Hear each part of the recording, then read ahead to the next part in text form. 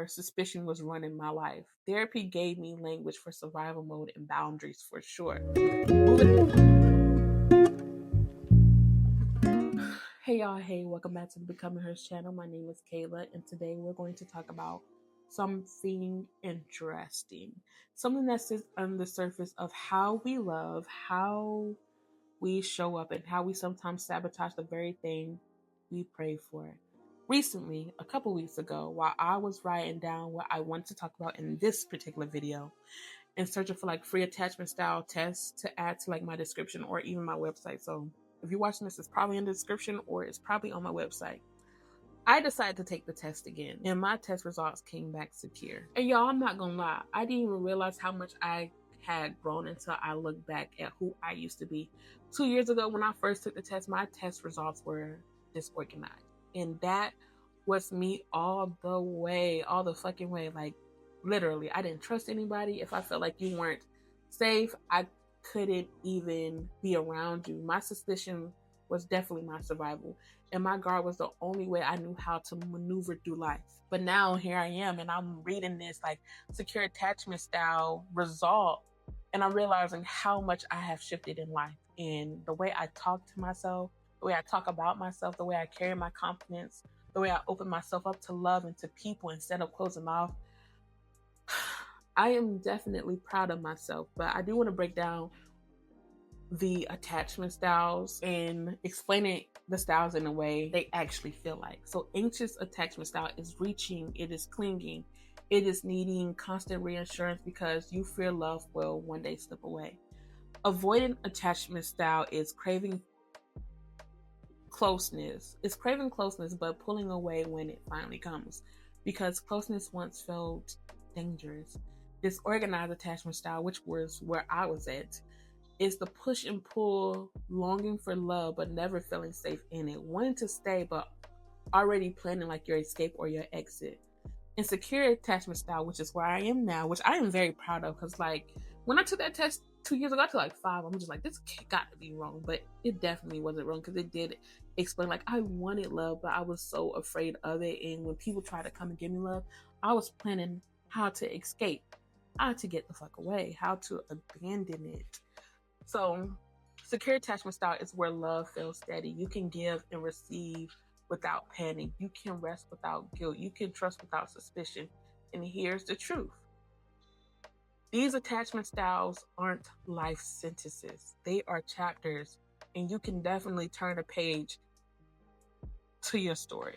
When I look back like 2 years ago, I see a girl with like, I had no self-identity, like no real self-perception of myself. My confidence was at the lowest, lower than hell. I hated my body. I hated my looks.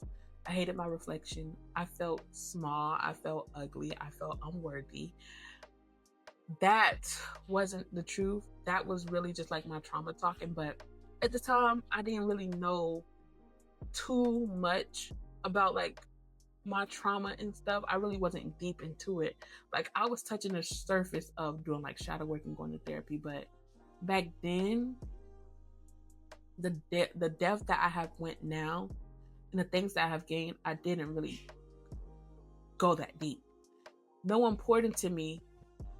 No one poured life into me, especially when I needed it. So as an adult, I had to pour that life into myself. I had to become my own mirror, my own mother, my own father, my own encourager. And that's why my attachment style back then was definitely disorganized, because I didn't know how to trust. I didn't know how to be soft or just allow someone to come and love me and me not be suspicious, or me trying to like, I got to get the fuck away from you. Around the time when I took like the test and I was realizing what disorganized was, and I was looking it up and understanding what it meant and all like the, I don't want to say side effects, but all the things that is categorized under it, I didn't want to live like that forever. I didn't want that to be my story. I didn't want to meet my soulmate one day and run him off. I didn't want to build friendships and sabotage them because I was suspicious or suspicion was running my life. Therapy gave me language for survival mode and boundaries for sure. Moving out my parents' house gave me space to hear my voice and actually using my voice. Saying what I needed without fear has definitely allowed me or gave me the space to grow. and changed like the way I navigated me, the way I navigated friendships, life, work relationships. So 2 years ago, I'm pretty sure my attachment style was disorganized beyond that 2 years, but I did take that attachment style test like 2 years ago. So that was my first time learning about attachment styles. But that growth was not overnight. I feel like I'm still growing. It's still messy. It's slow sometimes, but over time, I became someone I could finally recognize. I don't want people to feel like, oh, well, I'm a secure attachment style. Oh, I'm an avoidant. I'm a this attachment style. You are not just anxious or avoidant or disorganized. That is not your identity. That is not your identity. Where you are starting or where you have started. Life beyond it looks more so like waking up and realizing you don't have to earn love anymore. You don't have to explain why you deserve certain things in life, why you deserve to have these boundaries, why you deserve to live in your softness, or why you deserve to earn rest. You don't have to hide your needs or perform to keep people closer, to keep people around you. Life beyond these labels, it is laughing without waiting for the other shoe to drop. It's letting someone love you and actually staying present instead of running. It's building friendships where trust doesn't feel like it's a gamble. It feels more so like home. Life, and even beyond it is finally seeing yourself clearly, not through the lens of who left you, who hurt you, or what you went through, but through the truth that you are worthy right now as you are at this current moment in time. When you step into that, love feels definitely different. Peace feels different. You move different. You speak different. And the confidence is not loud or arrogant. It is rooted. It is quiet. It is steady. That is what I consider freedom. That's the freedom I didn't know I was building all of these years. That's what secure looks like for me. And if I can shift it, so can anyone. So I want y'all to hear me when I say this. Your attachment style is not the final word of your life. It is just the map of where you've been. But maps can also be redrawn. Stories can be rewritten and patterns can be healed. And you are definitely not broken. You are not behind in life.